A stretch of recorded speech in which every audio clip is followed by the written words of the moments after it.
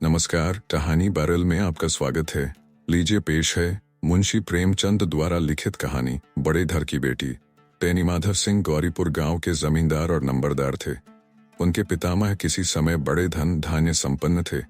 गांव का पक्का तालाब और मंदिर जिनकी अब मरम्मत भी मुश्किल थी, उन्हीं की कीर्ति स्तंभ थे। कहते हैं इस दरवाजे पर हाथी झूमता था। अब उसकी जगह एक बूढ़ी भैंस थी जिसके शरीर में अस्थि पंजर के सिवा और कुछ शेष न रहा था, पर दूध शायद बहुत देती थी, क्योंकि एक न एक आदमी हांडी लिए उसके सिर पर सवार ही रहता था। तेनी माधव सिंह अपनी आधी से अधिक संपत्ति वकीलों को भेंट कर चुके थे। उनकी वर्तमान आय 1000 रुपये वार्षिक से अधिक न थी। ठाकुर साहब के 2 बेटे थे।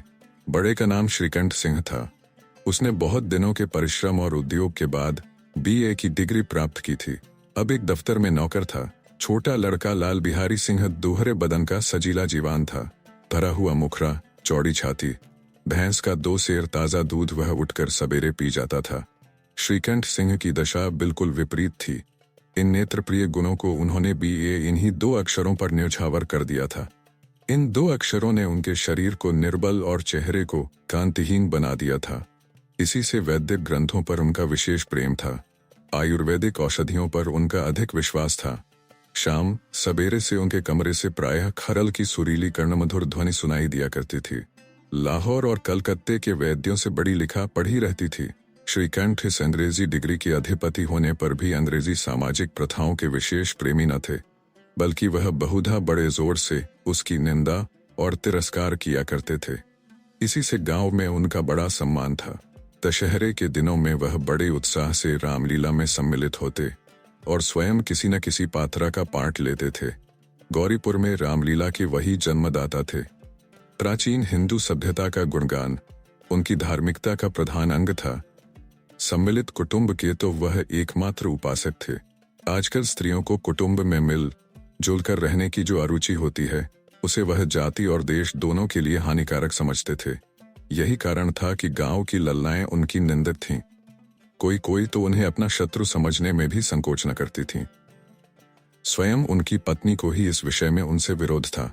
यह इसलिए नहीं कि उसे अपने सास, ससुर, देवर या जेठ आदि से घृणा थी, बल्कि उसका विचार था कि यदि बहुत कुछ सहने और तरह देने पर भी परिवार के साथ निर्वाह न हो सके, तो आए दिन की कलह से जीवन को नष्ट करने की अपेक्षा यही उत्तम है कि अपनी खिचड़ी अलग पकाई जाए।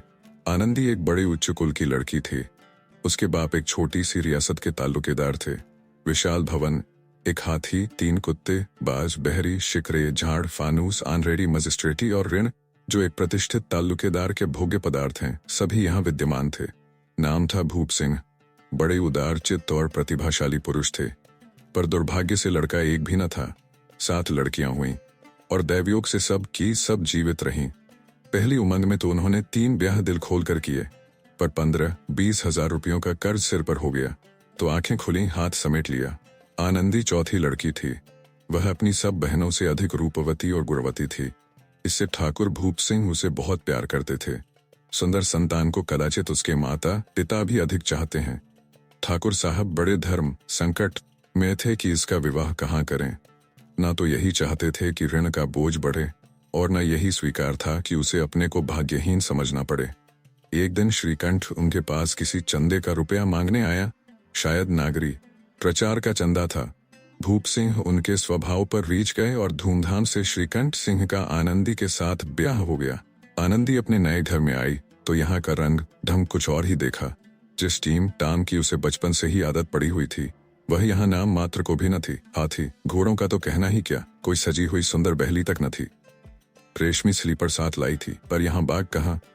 मकान में खिड़कियां तक न थीं, न जमीन पर फर्श, न दीवार पर तस्वीरें। यह एक सीधा सादा देहाती गृहस्थ का मकान था, किंतु आनंदी ने थोड़े ही दिनों में अपने को इस नई अवस्था के ऐसा अनुकूल बना लिया मानो उसने विलास के सामान कभी देखे ही न थे।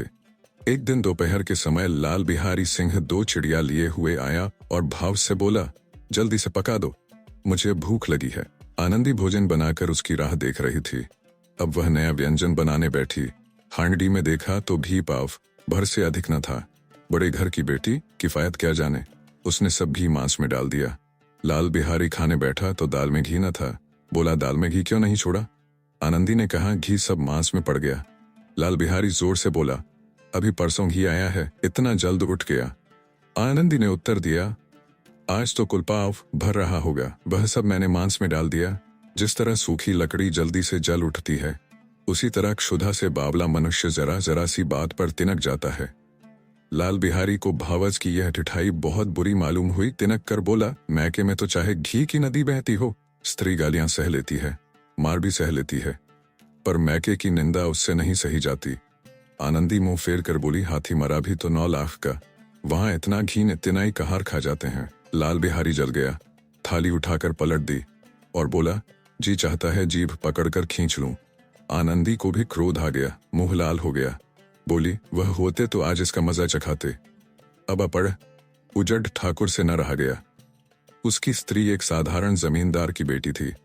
जब जी चाहता उस पर हाथ साफ कर लिया करता था। खड़ाऊ उठाकर आनंदी की ओर जोर से फेंकी और बोला, जिसके गुमान पर भूली हुई हो उसे भी देखूंगा, और तुम्हें भी। आनंदी ने हाथ से खड़ाऊ रोकी, सिर बच गया, पर उंगली में बड़ी चोट आई। क्रोध के मारे हवा से हिलते पत्ते की भांति कांपती कांपती हुई अपने कमरे में आकर खड़ी हो गई। स्त्री का बल और साहस, मान और मर्यादा पति तक है। उसे अपने पति के ही बल और पुरुषत्व का घमंड होता है। आनंदी खून का घूंट पीकर रह गई। श्रीकंठ सिंह शनिवार को घर आया करते थे। बृहस्पति को यह घटना हुई थी। 2 दिन तक आनंदी कोप भवन में रही, न कुछ खाया न पिया, उनकी बाट देखती रही। अंत में शनिवार को वह नियमानुकूल संध्या समय घर आए और बाहर बैठकर कुछ इधर उधर की बातें, कुछ देश काल संबंधी समाचार तथा कुछ नए मुकदमों आदि की चर्चा करने लगे। ये वार्तालाप 10 बजे रात तक होता रहा। गांव के भद्र पुरुषों को इन बातों में ऐसा आनंद मिलता था कि खाने पीने की भी सुधि न रहती थी। श्रीकंठ को पिंड छुड़ाना मुश्किल हो जाता था। ये 2-3 घंटे आनंदी ने बड़े कष्ट से काटे। किसी तरह भोजन का समय आया। पंचायत उठी, एकांत हुआ तो लाल बिहारी ने कहा, भैया आप जरा भाभी को समझा दीजिएगा कि मुंह संभाल कर बातचीत किया करें, नहीं तो एक दिन अनर्थ हो जाएगा। बेनीमाधव सिंह ने बेटे की ओर से साक्षी दी, हाँ बहू, बेटियों का यह स्वभाव अच्छा नहीं कि मर्दों के मुंह लगे। लाल बिहारी, वह बड़े घर की बेटी हैं, तो हम भी कोई कुर्मी कहार नहीं है। श्रीकंठ ने चिंतित स्वर से पूछा, आखिर बात क्या हुई? लाल बिहारी ने कहा, कुछ भी नहीं, यूं ही आप उलझ पड़ी। मैके के सामने हम लोगों को कुछ समझती ही नहीं। श्रीकंठ खा पीकर आनंदी के पास गए। वह भरी बैठी थी। ये हजरत भी कुछ तीखे थे। आनंदी ने पूछा, चित्त तो प्रसन्न है? श्रीकंठ बोले, बहुत प्रसन्न है, पर तुमने आजकल घर में यह क्या उपद्रव मचा रखा है? आनंदी की त्योरियों पर बल पड़ गए। झुंझलाहट के मारे बदन में ज्वाला सी दहक उठी। बोली, जिसने तुमसे यहाँ आग लगाई है उसे पाऊं तो मुंह चुलस दूं। श्रीकंठ, इतनी गर्म क्यों होती हो? बात तो कहो। आनंदी, क्या कहूं, यह मेरे भाग्य का फेर है, नहीं तो गवार छोकरा जिसको चपरासगिरी करने का भी शौर नहीं, मुझे खड़ाऊ से मारकर यो ना करता। श्रीकंठ, सब हाल साफ साफ कहो तो मालूम हो, मुझे तो कुछ पता नहीं। आनंदी, परसों तुम्हारे लाडले भाई ने मुझसे मांस पकाने को कहा कि हांडी में पाव भर से अधिक न था, वह सब मैंने मांस में डाल दिया। जब खाने बैठा तो कहने लगा, दाल में घी क्यों नहीं है? बस इसी पर मेरे मैके को बुरा भला कहने लगा। मुझसे न रहा गया। मैंने कहा कि वहां इतना घी तो नहीं, कहार खा जाते हैं और किसी को जान भी नहीं पड़ता। बस इतनी सी बात पर इस अन्यायी ने मुझ पर खड़ाऊ फेंक मारी। यदि हाथ से न रोक लूं तो सिर फट जाए। उसी से पूछो, मैंने जो कुछ कहा है वह सच है या झूठ? श्रीकंठ की आंखें लाल हो गईं। बोले, यहां तक हो गया इस छोकरे का यह साहस? आनंदी स्त्रियों के स्वभावानुसार रोने लगी, क्योंकि आंसू उनकी पलकों पर रहते हैं। श्रीकंठ बड़े धैर्यवान और शांत पुरुष थे। उन्हें कदाचित ही कभी क्रोध आता था। स्त्रियों के आंसू पुरुषों की क्रोधाग्नि भड़काने में तेल का काम देते हैं। रात भर करवटें बदलते रहे। उद्विग्नता के कारण पलक तक नहीं झपकी।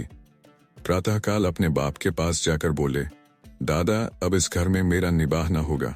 इस तरह की विद्रोहपूर्ण बातें कहने पर श्रीकंठ ने कितनी ही बार अपने कई मित्रों को आड़े हाथों लिया था, परंतु दुर्भाग्य, आज उन्हें स्वयं वे ही बातें अपने मुंह से कहनी पड़ी।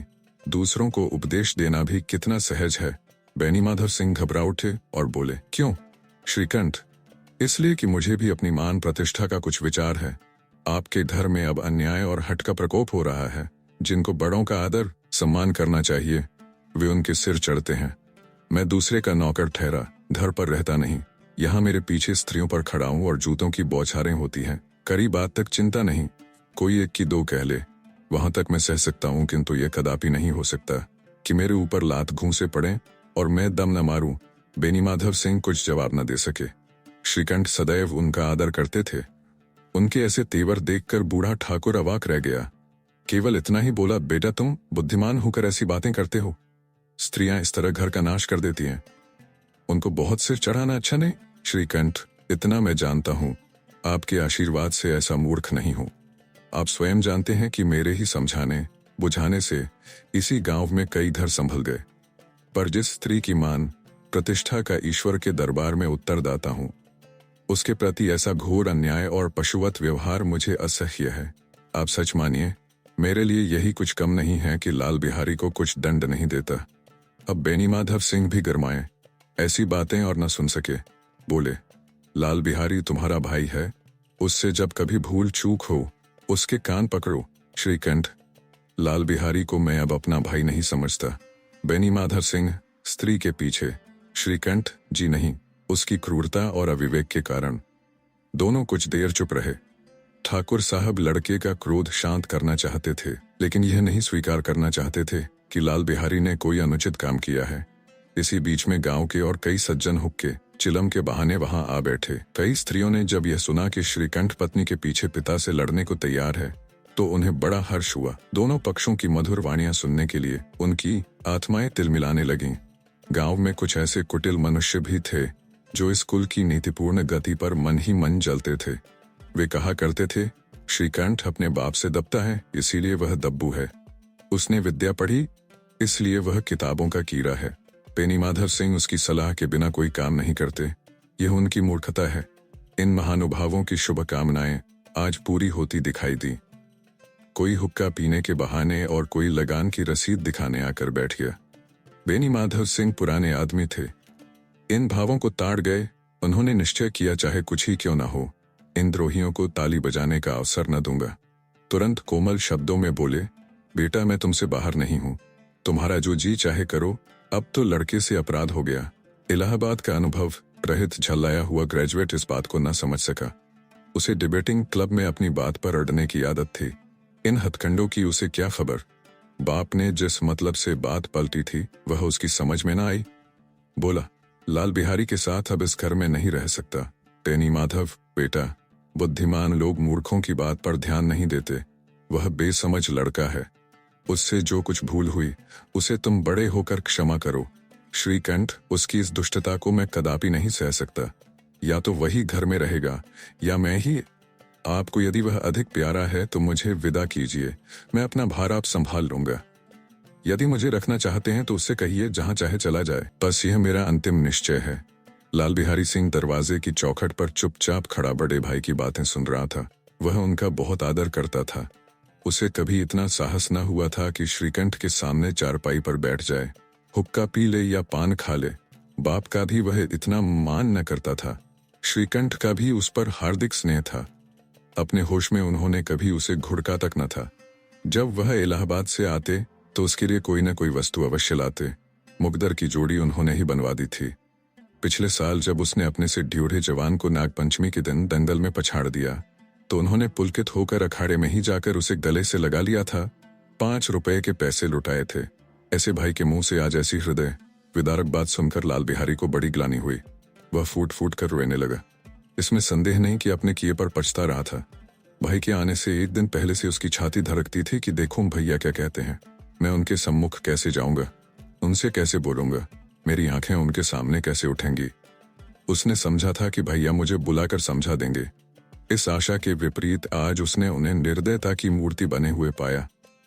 वह मूर्ख था, परंतु उसका मन कहता था कि भैया मेरे साथ अन्याय कर रहे हैं। यदि श्रीकंठ उसे अकेले में बुलाकर 2-4 बातें कह देते, इतना ही नहीं 2-4 तमाचे भी लगा देते, तो कदाचित उसे इतना दुख न होता। पर भाई का यह कहना कि अब मैं इसकी सूरत नहीं देखना चाहता, लाल बिहारी से सहा न गया। वह रोता हुआ घर आया। कोठरी में जाकर कपड़े पहने, आंखें पोंछी जिससे कोई यह न समझे कि रोता था। तब आनंदी के द्वार पर आकर बोला, भाभी, भैया ने निश्चय किया है कि वह मेरे साथ इस घर में न रहेंगे।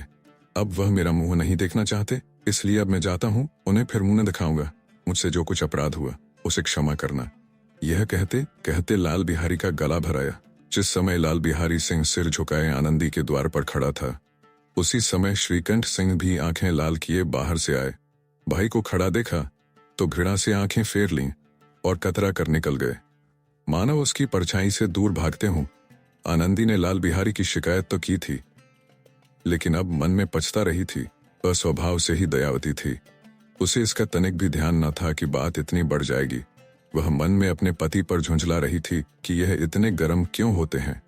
उस पर यह भय भी लगा हुआ था कि कहीं मुझसे इलाहाबाद चलने को कहें तो कैसे क्या करूंगी। इस बीच में जब उसने लाल बिहारी को दरवाजे पर खड़े यह कहते सुना कि अब मैं जाता हूं, मुझसे जो कुछ अपराध हुआ क्षमा करना, तो उसका रहा सहा क्रोध भी पानी हो गया। वह रोने लगी। मन का मैल धोने के लिए नयन जल से उपयुक्त और कोई वस्तु नहीं है। श्रीकंठ को देखकर आनंदी ने कहा, लाला बाहर खड़े बहुत रो रहे हैं। श्रीकंठ, तो मैं क्या करूं? आनंदी, भीतर बुला लो, मेरी जीभ में आग लगे। मैंने कहां से यह झगड़ा उठाया? श्रीकंठ, मैं न बुलाऊंगा। आनंदी, पछताओगे, उन्हें बहुत ग्लानि हो गई है, ऐसा ना हो कहीं चल दें। श्रीकंठ न उठे। इतने में लाल बिहारी ने फिर कहा, भाभी, भैया से मेरा प्रणाम कह दो। वह मेरा मुंह नहीं देखना चाहते, इसलिए मैं भी अपना मुंह उन्हें न दिखाऊंगा। लाल बिहारी इतना कहकर लौट पड़ा और शीघ्रता से दरवाजे की ओर बढ़ा। अंत में आनंदी कमरे से निकली और उसका हाथ पकड़ लिया। लाल बिहारी ने पीछे फिर कर देखा और आंखों में आंसू भरे बोला, मुझे जाने दो। आनंदी, कहाँ जाते हो? लाल बिहारी, जहां कोई मेरा मुंह न देखे। आनंदी, मैं न जाने दूंगी। लाल बिहारी, मैं तुम लोगों के साथ रहने योग्य नहीं हूं। आनंदी, तुम्हें मेरी सौगंध, अब एक पग भी आगे न बढ़ाना। लाल बिहारी, जब तक मुझे यह न मालूम हो जाए कि भैया का मन मेरी तरफ से साफ हो गया, तब तक मैं इस घर में कदापि न रहूंगा। आनंदी, मैं ईश्वर को साक्षी देकर कहती हूं कि तुम्हारी ओर से मेरे मन में तनिक भी मैल नहीं है। अब श्रीकंठ का हृदय भी पिघला। उन्होंने बाहर आकर लाल बिहारी को गले लगा लिया। दोनों भाई खूब फूट फूट कर रोए। लाल बिहारी ने सिसकते हुए कहा, भैया, अब कभी मत कहना कि तुम्हारा मुंह न देखूंगा। इसके सिवा आप जो दंड देंगे मैं सहर्ष स्वीकार करूंगा। श्रीकंठ ने कांपते हुए स्वर से कहा, लल्लू, इन बातों को बिल्कुल भूल जाओ। ईश्वर चाहेगा तो फिर ऐसा अवसर न आवेगा। बेनी माधव सिंह बाहर से आ रहे थे। दोनों भाइयों को गले मिलते देखकर आनंद से पुलकित हो गए। बोल उठे, बड़े घर की बेटियां ऐसी ही होती हैं, बिगड़ता हुआ काम बना लेती हैं। गांव में जिसने यह वृत्तांत सुना, उसी ने इन शब्दों में आनंदी की उदारता को सराहा। बड़े घर की बेटियां ऐसी ही होती हैं। आप सुन रहे थे कहानी बारल से मुंशी प्रेमचंद द्वारा लिखित कहानी बड़े घर की बेटी। अगर वीडियो पसंद आया तो इसे लाइक करिए और चैनल को भी सब्सक्राइब कीजिए। धन्यवाद।